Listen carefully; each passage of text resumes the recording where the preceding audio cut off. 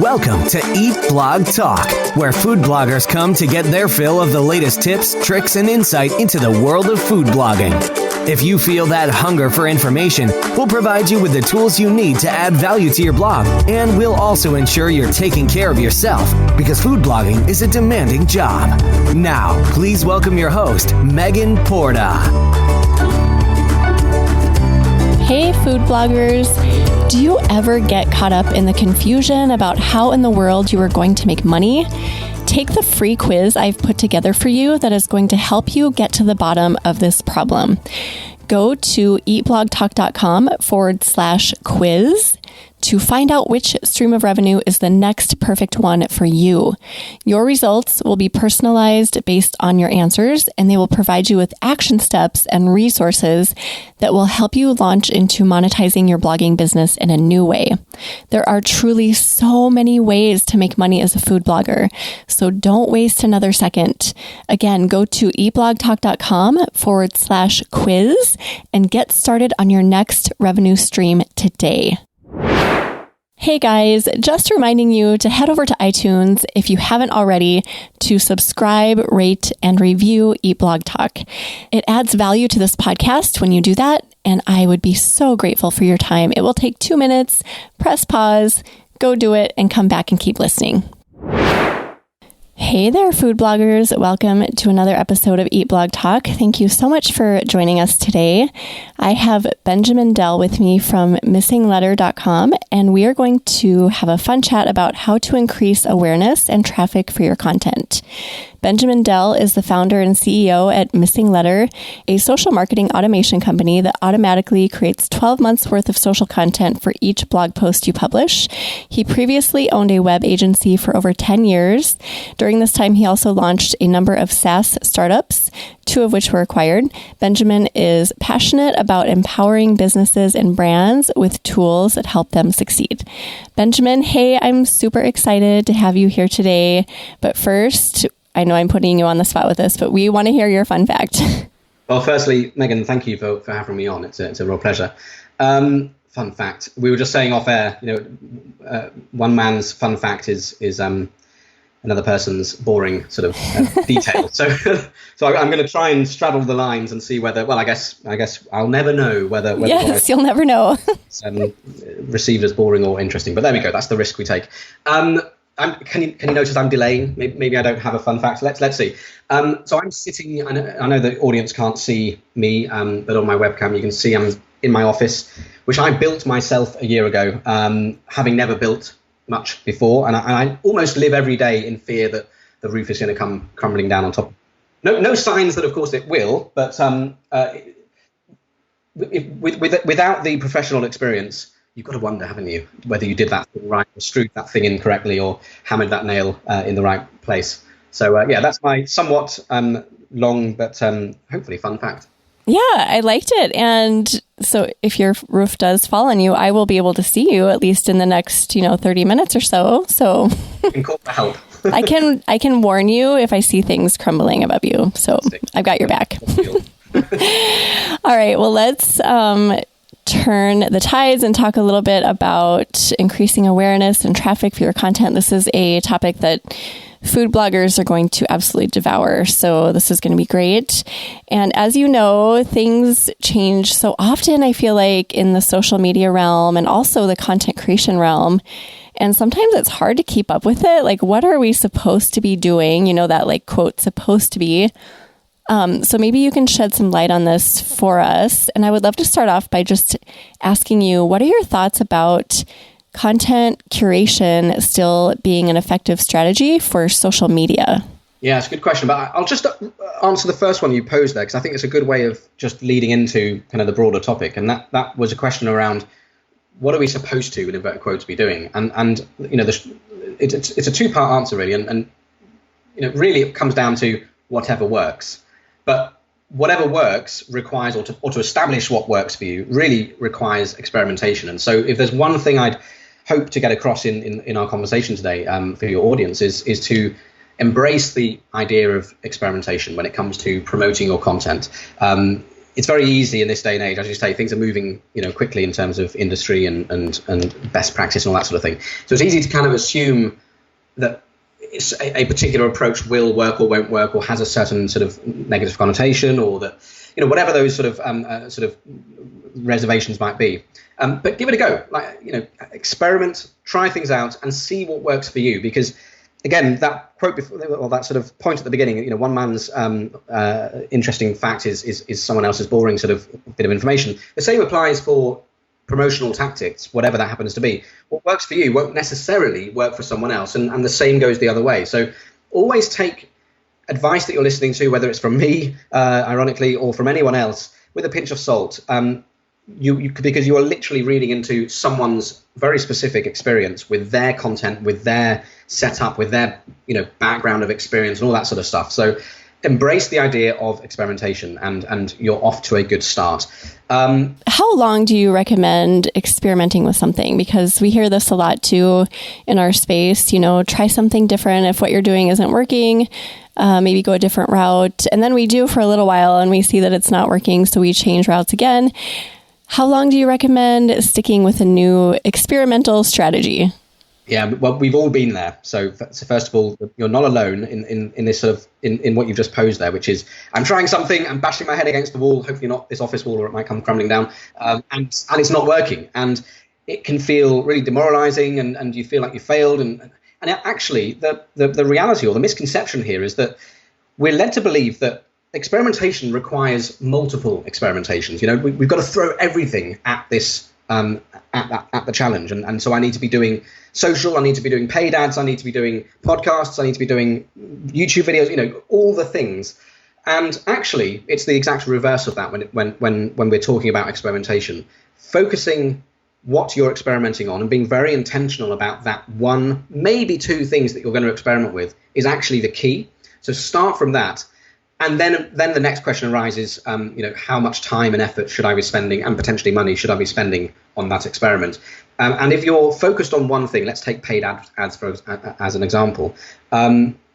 It hopefully will follow that there'll be a somewhat sensible approach that you can take, which would be something along the lines of 4 to 6 weeks of doing X, Y, Z with 2-week sort of review points. Give yourself enough time to actually take in the data that you're collecting. And the reason I said it sort of naturally follows is that if you are just choosing one thing to focus on, it should be quite easy to come up with what feels like a meaningful amount of time and money or resources to spend on it. On the flip side, if you're starting off from a point of, I'm going to try all 5 things all in one go, it actually becomes very difficult to work out what a good plan looks like, because they kind of overlap, that one sort of eats the resources of the other one, and it just becomes a bit of a mess. So start from that point of clarity first. And again, it really depends. Paid ads, it's probably more about the money you're putting at it and time to a certain extent, whereas other things might be a pure time-based exercise in terms of the parameters for that experiment. I think we find this too in our space because there's so much to do. I mean, there's like different streams of revenue we can tackle, and there's also different projects. And then people talk about like you have to niche down. So we're constantly finding or trying to find that like super micro niche. So there's so many things, and it's hard to know exactly what to focus on. But I love hearing just to focus on 1 or 2 things at a time. So you just gave us permission to just do a couple of things. It's also for the point of you need, in an ideal world, you will carry through the experiences and the learnings from the previous exercise or experiment through to the next one. And that's really quite easy to do if you're going from one to another. But actually, if you're doing 5 all at once, how do you disseminate what those learnings are? It actually becomes really sort of confused and crowded in terms of that knowledge that you've gained from it. Because remember, even if it's failed, it's still knowledge. But if you've got 5 failed things, how can you really attribute the failure or the learning to a particular thing that you did? So yeah, you need to be mindful of learning and bringing that forwards through to the next experiment. I love how you said that. That was great. Yeah, carrying your lessons forward that you learn is actually going to help your next project. Such a great thing to keep in mind. Okay, let's go back to that other question about content curation being an effective strategy on social media. What do you think about that? Yeah. So look, your audience are content creators. In the food blogging, it is, hopefully there's a lot of creative stuff that you're doing outside of the written word. But fundamentally, the way that you present that is through the written word in most cases, interwoven with videos, I'm sure. But you're creating content, and so we're already in that world of content creation. And the way I like to see this as the same, different sides to the same coin. You've got content creation, and then you've got content curation. And one is where you are creating it, and the other one is where you are finding other people's content as a means for sharing it with your audience to help to increase the amount of knowledge, I suppose, that you're and value that you're able to share with your audience. And let's knock this back to a simple example. If we're blogging, I'm just going to take an example here. Let's say once a week. With the best will in the world, there's only a certain amount of tweets and Facebook posts or information that you can include in a newsletter about that post. You might do, opinion pieces or other things that are unrelated to that blog post, but still that's not a huge amount. And so combining that with some content that you've curated from other people can be a really powerful way of showing that you are kind of the owner of that niche, whether that's baking, whether it's savory dishes, whatever it happens to be. Sharing other people's content within that space can be really, really powerful. I guess the key lesson here is don't be afraid to share other people's content. We're very used to doing it in newsletters, and indeed actually in social. We're quite used to sharing or retweeting other people's content when we find it of high value. What we're talking about here in terms of social curation is just taking it one step up, being a little bit more methodical about it, and going, actually, if I can pre-select, let's say, a range of content from other people in my space or maybe in related spaces, like kitchenware, for example, might be a good example where it's not a direct competing kind of brand, but it's absolutely complementary. If I can pre-select content from this range of people and create social posts around those and add that to my calendar or my buffer queue or whatever it happens to be that you're using, then that's a really powerful sort of mix of an output. Some of your posts are directly linking back to your site. Some are you sharing other people's. It's just a way of creating a healthy kind of output, and it puts you at the center of that kind of knowledge around that subject matter that your audience cares about. And it takes a burden off our shoulders. It doesn't require us to create all of that. I love that you made that distinction between creators and curators. Thank you for doing that. And yeah, it just kind of helps us to breathe a sigh of relief. Like, okay, I don't have to do this all. It also helps other people. So if you're sharing other bloggers' content, it helps them. If you're sharing other brands' content, it helps them. And it also gives you an opportunity to maybe work with the brand and partner with them and say, hey, look, I share your content all the time. I love it. Would you mind defining, Benjamin, what the difference is between influencers and small businesses? Because I know food bloggers kind of toe the line with identifying with both. I think that's reasonable, I think, to be fair, because you can be both at once. I think you'll probably get slightly different answers depending on who you're talking to. But from my perspective, a small business, what was the other term? Was it small business owner? So influencer and small business. Yeah, okay. So small business suggests that there's a business underpinning that entity that goes beyond the fact that they're influencing in a particular space or that they have knowledge about a particular subject. So they might be selling, crafts or kitchenware or even just membership to something, but there is a business behind it. That goes beyond kind of just being an authority on a particular subject matter. Whereas an influencer, you could almost say an influencer is a subset of a small business, I suppose, and it really just refers to this notion that you are someone or a brand that has the capacity to influence within your audience. And the great thing about an influencer, I suppose, is that actually it doesn't matter to what extent or scale your audience is. You can have an audience of one, and you are still an influencer to that one person. And that's powerful because really all it's recognizing is that assuming you have a relationship with an audience, as I say, from anything from 1 to 1 million and beyond, of course, you have an opportunity to share information with them and influence their thought process, their decision-making process, their buying process, hopefully in a moral and ethical way. And that's really powerful because it should be empowering for you to recognize that you have that opportunity to influence in a positive way. But it's also powerful on the other side to recognize that other brands might really like the fact that you have an influence over a particular niche or subset of an audience. The example you gave before about curating content, the idea that it can put you on the radar of another brand or another business or influencer is great, because you create those relationships. And if they see that you have an influence over a particular audience, or you just have an audience, great conversations and opportunities can arise from that. I love that. So we really are both. A lot of us are business owners. We consider ourselves business owners. So we are small businesses. We're trying to make a profit, but we're also trying to help people. And because we are authorities in, certain areas, that makes us influencers as well. So we're both. Yeah, and I guess don't undersell yourself. You've got your core business, but simply recognizing that you have an audience of X, whatever that is, 500 to 2 million, recognize that there is value in that. A responsibility as well, of course, as I said, being ethical and positive in terms of how you engage with them. But there's a real opportunity there to deepen that relationship and everything else that entails.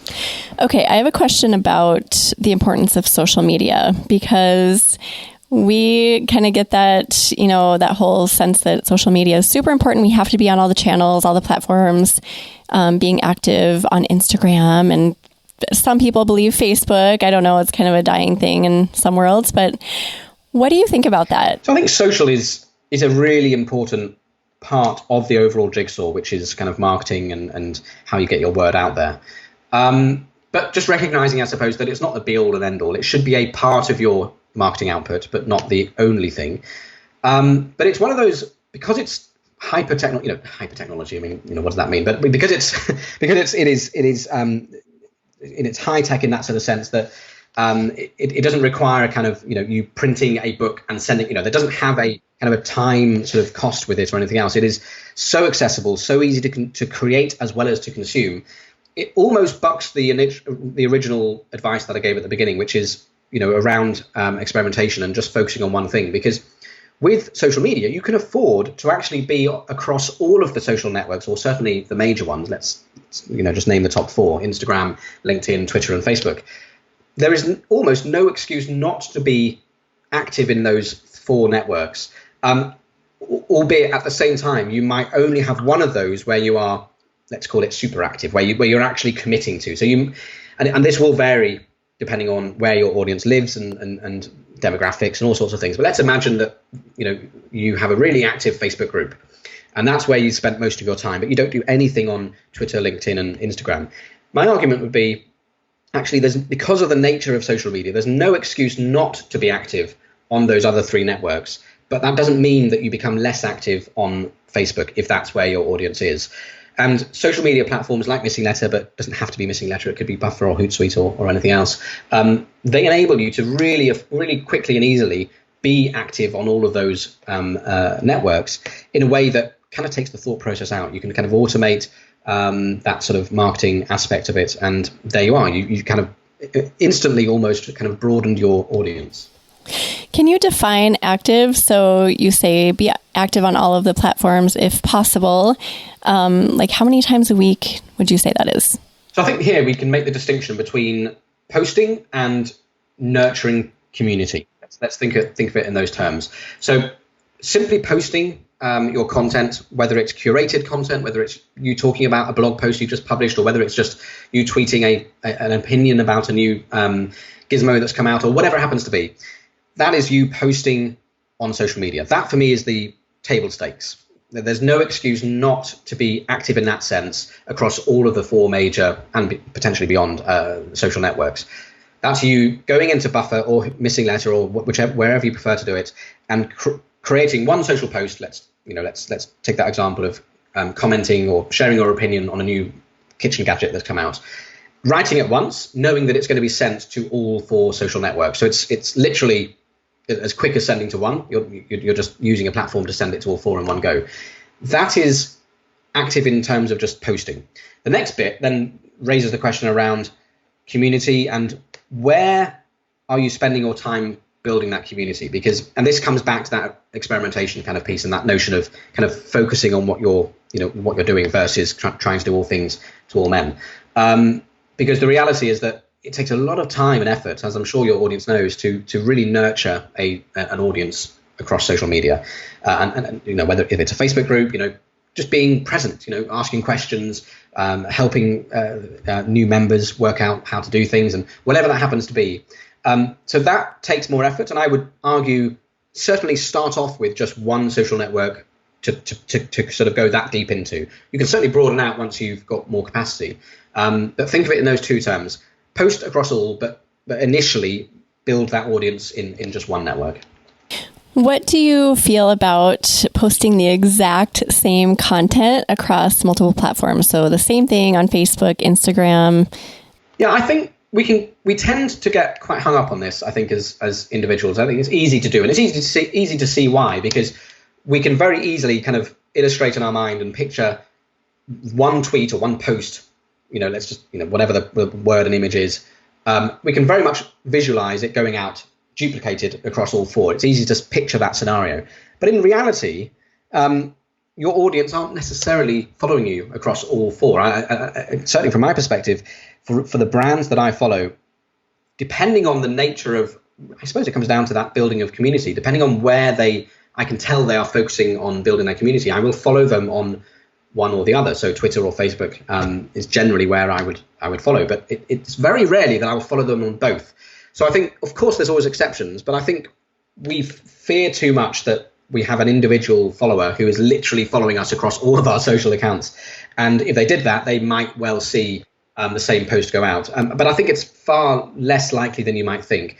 But even so, in a tool like Missing Letter, you can set up your time slots, let's say, and they will be different by design. So you might have the same post going out, but one would go to Twitter at 2 a.m, silly example, maybe 8 a.m. One might go to Facebook at 2 p.m. So there would often always be that time difference anyway. But generally speaking, don't worry about it too much. I think it's not as bad as you might think. And it's possible, right, that people on different platforms might enjoy different presentations of your content. So maybe someone on Facebook enjoys really watching videos, and maybe people on Instagram like your beautiful photography. So you might have to, like you said earlier on, experiment with that and see what people are liking. What do you think about that? Yes, exactly. I mean, that's definitely the next stage. So kind of level one, if you will, is just make sure that when you're composing a social post that you're sending it to all four of the main networks. And don't worry too much about it being the same content. But level two is absolutely what you're talking about, which is, hang on, there's Twitter here that has a limit of 280 characters, but I don't have that limit on Facebook. And actually in Instagram, it's much more of a photo-centric experience. So straight away, that hopefully will lead you to just invest a bit more time into experimenting, but also just recognizing that each one will certainly benefit, doesn't necessarily need in the early days, but will certainly benefit from having a slightly different length of word, style of writing, but also media that goes with it. But again, don't get hung up on thinking that every single post that you send to Instagram or let's say Facebook has to be more than 280 characters. Start off by just maybe 1 out of 10, just spend that extra time doing a slightly customized version for Facebook versus Twitter, and just build from there. Work out what works, what resonates, and crucially, which bits you enjoy the most. Because if you're terrible at writing, well, hopefully you're not if you're a blogger, but let's imagine you are terrible at writing long, lengthy things. Stick to the short ones initially. There's no harm in that. Play to your strengths. That's funny. I'm sitting here thinking about how I cater to the different platforms, and I don't post on Twitter. Actually, I might do an automated post. I haven't logged into Twitter for years. And I rarely go on LinkedIn, but I do focus on Facebook and Instagram. And if I sit down to write a post for Facebook and the same thing for Instagram, I write totally differently. I can't even put words to that. Do you know what I mean? It's like I know who I'm talking to and it's different over here. Like I know one has to be a little bit longer. One has to be a little bit more casual and fun. So that's really funny that we kind of get to know the personalities of the people who show up in different areas, and we cater to that without even really thinking about it.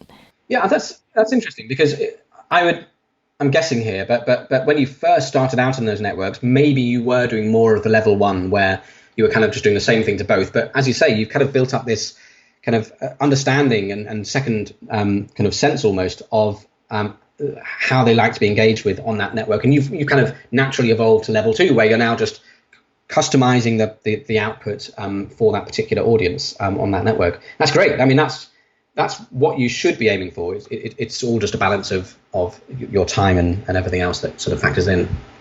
It's like they're different friends and you know their personalities and you're just like talking to a different friend. Of course, you're going to say different things to this friend because she's this and that friend wouldn't like that. So yeah, it's really cool to think about that. Okay, I need to get your opinion on hashtags because this is a widely debated topic in our space. Do we use them? How many do we use? How much do we research? Does it really matter? I would love to hear your thoughts on all of that. So it's not the be all and end all. And ultimately, if you don't like hashtags, just don't use them. It won't be the difference between you succeeding or not. Because some people just actively don't like them and it doesn't mesh with their style. And at the end of the day, this, whether it's a 280 character post or a longer form Facebook post, it's still your creative output. And so it follows that, or it should follow that anything you're outputting and writing creatively sort of matches up with your style and what's important to you and everything else. And so if you find that hashtags jar with that, that's no problem. Leave it out. Don't include them. But if you're not in that camp, then definitely, yes, they can help. But don't get too hung up on them. And certainly don't fall into the fallacy of needing to or feeling as if you need to be following the trends of the day. Because at the end of the day, if you're catching a trend, you're probably catching it too late. And even those trends, there are so many of them. So many people are hashtagging with that particular thing. So think of it more as a signpost is the way I like to think about it, that has the opportunity to garner discovery, but think of it as a signpost rather than discovery. And what I mean by that is that we've often been sort of geared up to think of it as a discovery mechanism. Like if I hashtag with this particular tag, it's going to help lots of people find me. And that can happen, of course, and that's fundamentally what it's there to do. But what I think is more effective is to think of it more as a signpost. And what I mean by that is, let's imagine we're writing something about, kitchenware or a new recipe or something else. Use those hashtags as ways of literally signposting the broader topic or subject matter that you're talking about. So, it's got to be natural, it's got to be relevant. So it could be gluten-free or it could be vegan or whatever it might be. Yes, it doubles up as a discovery mechanism, but you're adding it because it adds value to the overall piece of content. It acts as a signpost so that when people are scanning down their social feeds, and in fact, a great example of this is maybe it's just on my Twitter client. I don't use the official one, but a different one on my iPhone. They're now highlighting hashtags in red, which means they really stand out. So the hashtags act as a really quick way to catch someone's attention and signal to them what it is you're talking about. So you really want them to join up and to make sense to what you're talking about. And if it also means that people discover you because people have searched for vegan and they've stumbled across yours, all the better. But start off from a point of, does this actually help explain or add context? Does it anchor the content that I'm actually writing in the first place? Do you personally have a hashtag strategy that you use, like number of hashtags or different levels of, popularity, that sort of thing? Yeah, I don't get too hung up on the popularity side of things. Although in Missing Letter, we are working on a pretty cool update that will really help. Because one of the things that we do is we'll extract and create a year's worth of social content for each blog post that you publish, and from that we'll work out hashtags for you and everything else. So we're doing a lot of clever things that will help you understand which out of the ones that you've chosen, those hashtags that we've generated for you, which ones are the most popular, because you might as well, as long as they're relevant, you might as well choose the most popular ones. But generally speaking, for me personally, I like to choose 1 to 3. I generally don't like more than 3, just as personal preference. And I just like to make sure that it at least joins up with the subject matter that we're talking about. Right. Okay. That's cool. I like that. And that kind of takes weight off our shoulders too, because we're given 30 or whatever it is, and we feel like we need to use all those 30, but we really don't. If you have 3 that really align with what you're talking about in your post, then use those 3. That's kind of what you're saying. We don't need to go overboard just because they're there. Well, now I'm going to just reverse half of what I've just said, actually, because Instagram is a little bit different. And this is where each network does have different sort of nuances. And I certainly don't think we're in the days of, the early days of Instagram where you plastering it with 30 is really what you need to be doing today. But Instagram can cope with, or an Instagram post can cope with a few more than 3. So maybe anything up to sort of 5 to 8 is certainly reasonable within the Instagram. I think generally speaking on the other networks, 3 is a good sort of happy medium, but you can go a little bit more in Instagram, I think. Okay, cool. Thank you for that. And then I have the mother of all questions. Benjamin, what is the most important thing an influencer / small business can do to improve their social media effectiveness? Good question. I think just make sure that you are on social. I know that sounds really obvious, but make sure you're on social. If you're only on Facebook, just start sending things out to at least Twitter and LinkedIn, and if you can, Instagram as well. Start off from there, level 1 as we referred to it before. Just get the ball rolling and get comfortable with sharing the same thing to the same ones, and then experiment from there. Just getting out there and being comfortable with that is really important. But going back to the point before about you're probably still going to have the main network that you care about the most. If that is the case, make sure you update the other social network bios so that they link back to that. So, for example, if you are nurturing a community on Facebook, on a Facebook group, you might relate or refer to that in your Twitter bio and say, head over to Facebook, to our Facebook community for all the good stuff or whatever it might be, so that when people do discover you on there, they know where to follow up with to get more information, etc. But that's the table stakes. The rest of it really is, I think, particularly for your audience, I do think it's worth checking out the drip campaigns feature that we have. I alluded to before, this idea that each blog post can be automatically converted into a year's worth of social media content. I think for content creators, whether you use Missing Letter or not, creating a year's worth or at least a few months worth of social content to promote each blog post that you publish is really key. Because one thing I learned back in the agency days actually is that it's very easy, it's very natural to publish a blog post and think, I must just mention this on Twitter or Facebook. And so people will post something along the lines of, just publish a new blog post on XYZ, check it out. And that will get a few clicks. But most people, if left to their own devices, will just forget and to do anything after that point, and will just move on to the next blog post, as important as that is. But actually, the real value and opportunity here is if we can drip out a social post over the next 12 months, or at least a certain number of months, linking back to that original blog post with different content each time, of course, then it draws out that kind of half-life, if you will, of engagement and traffic that you can generate for each blog post. So it's really, really powerful as a way to, as I say, drive traffic back to that blog post. So check that out, or at least just take on board the principle of a sort of a drip campaign. So Missing Letter, and actually it's kind of funny because Missing Letter has a missing letter, right? There's a missing E there. Just to keep you on your toes. Yeah, keep you on your toes. So it's LETTR. You guys should check it out. And how would you compare it to like Buffer? And I cannot think of the other one. It's just escaping me. I use Buffer. It's okay. I mean, it works, I don't know. I'm sure Missing Letter is way better. How does it compare to something like Buffer? So there's a lot I could say, but I will save your audience of the pain of it all. There's a huge amount that we do that is different from Buffer. But I think, and indeed for pretty much any social network out there or social management tool, I think the key point really, if we look at Buffer as an example, is that they put all of the onus, all of the responsibility on you, the owner of that account, the creator, the business owner, to create the social posts yourself. And so you now need to be responsible for turning up every day or once a week. You need to remember, and we're fallible, we're humans at the end of the day, and habits hard to kind of stick to. Been there.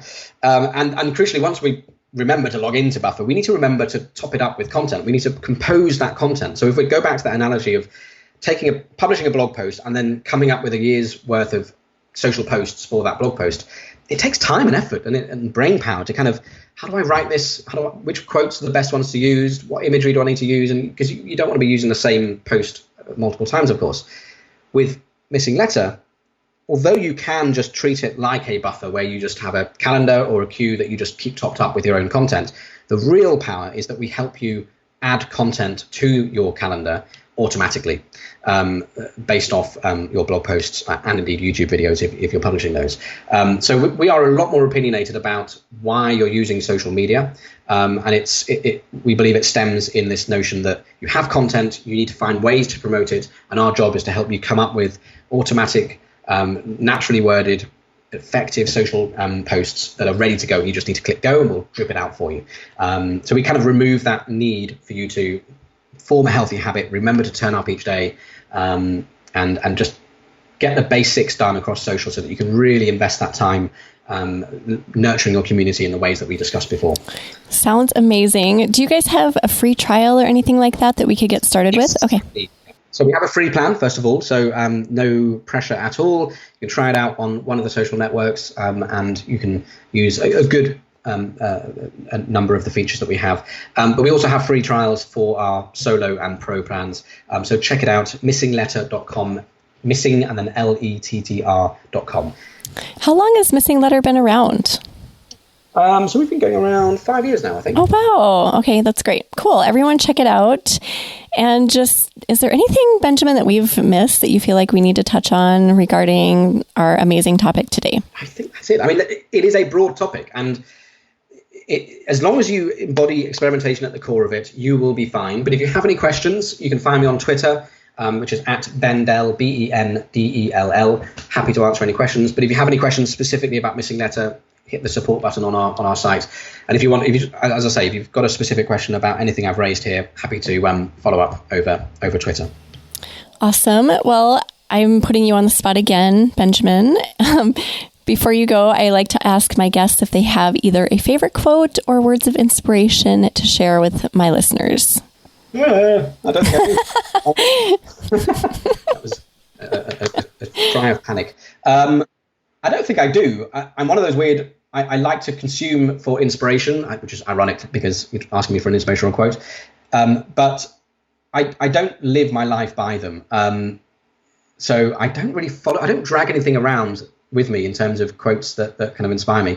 I suppose the one that I care about the most is, now I think about it, is Steve Jobs' quote that I'll probably bastardize now, which is this idea that aim for where the hockey puck is heading, not for where it is now, i.e., you've got to sort of, your job as the business owner, no matter the scale of your company, is to kind of second guess where the industry and your customers are going, what they ultimately need, not what they're saying is the problem now. Because if you ask, I think, was it Ford? He said right at the back, said, what is it you need? Or what? I can't the quote, but it was like, what is it you would like most out of your horse? And they said just a faster horse. Whereas, because of course they weren't thinking of cars, they hadn't been invented yet. So yeah, just think carefully. Be confident in your own vision. And check in with customers and readers along the way to make sure that they are liking what you're doing, but ultimately have faith and confidence in what you set out to do in the first place. I love that. And see, look, you pulled out two amazingly famous dudes from the past. And well, anyone who checks them will probably find that they were completely misinterpreted, but sounds good on that. No, I love that. That's a great way to end. Well, thank you so much for being here, Benjamin. It's been so fun to chat with you. A great way to start my day. Also, I just wanted to mention, we will put together a show notes page for you. So if anyone wants to go peek at those, you can go to eatblogtalk.com/missing letter. And don't forget, letter has a missing E. Ben, you told everyone where to find you on Twitter. Are you on Instagram? Can people find you there as well? It's the same Ben Dell, but I haven't, at Bendell, but I haven't used it in quite a while. I'd like to think a couple of good photos there, but they're quite old ones. But yeah, Twitter's the main one for me. Awesome. Well, thanks again for being here, and thank you for listening today, food bloggers. I will see you next time. We're glad you could join us on this episode of Eat Blog Talk. For more resources based on today's discussion, as well as show notes and an opportunity to be on a future episode of the show, be sure to head to eatblogtalk.com. If you feel that hunger for information, we'll be here to feed you on Eat Blog Talk.